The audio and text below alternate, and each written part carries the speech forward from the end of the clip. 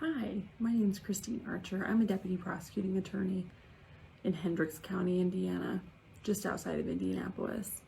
I handle all of our county's crimes involving children and sex offenses. And I just want to talk a little bit about the process of these cases.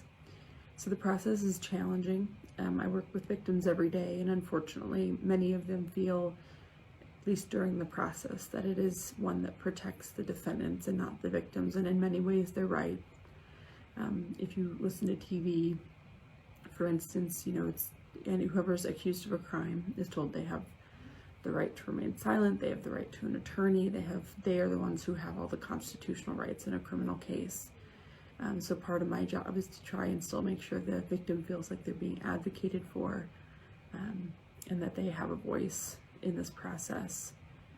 So how we get a case can be through a few different ways. Most of the time it's through someone reporting a crime to the police, calling 911, or going to a police station. We also receive our cases, though, by people showing up at the hospital, for instance, reporting some sort of sexual assault or abuse.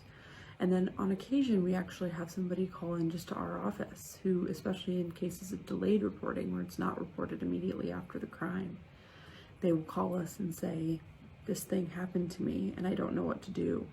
And then we're able to get them engaged with the right law enforcement agency to start the process.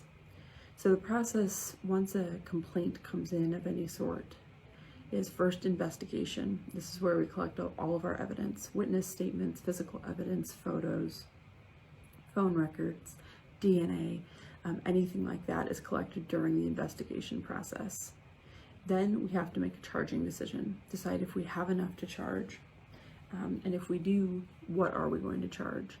There are instances that are horrible and hard, where, for instance, let's say we believe a victim, but we don't have enough evidence to get to the legal standard, and that's always a challenge too, but we work very hard on these investigations.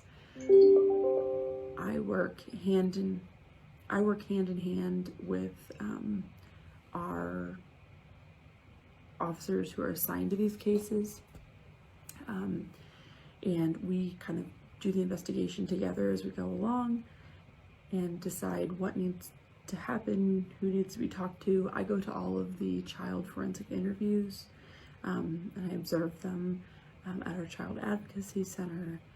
So kind of whatever we need to do investigative-wise, and then we make the charging decision. So during this process, the investigation process can be a little bit long as well sometimes. Just because we get a complaint doesn't mean we can charge it immediately, because we have to have enough to meet that legal standard before we charge. So then we charge it, and then begin something called the discovery process. And the discovery process is one where we're exchanging information with the defense attorney who's representing somebody who's been charged, to make sure everybody has all the information in the case.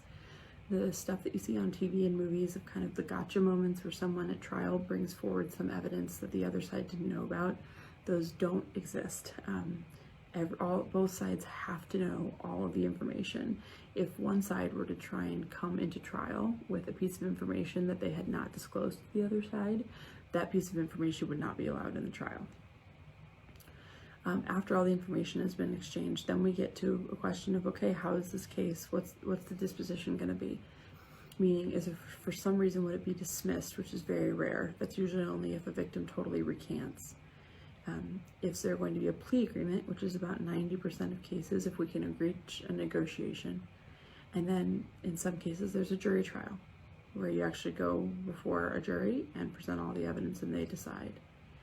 And then once a person is convicted, then you have sentencing. And that's actually the first opportunity really for a victim to look at somebody who has perpetrated against them and say, this is how, what your actions affected me. This is what you've done. This process can be long. It's hard. It can take well over a year for felony cases. But all of that being said, I go to trial a lot with a lot of victims, and I recognize every time that in most instances, I'm asking them to get up on a stand in front of a room full of people they don't know to talk about the worst thing that's ever happened to them. Even with that, I have yet to have a single victim tell me that they regret it after the fact. Most of them find it incredibly empowering to have a moment where they get to confront this person who perpetrated against them. And it's my job and my mission to help make sure they get through that process as pain-free as possible and that they understand what's going on.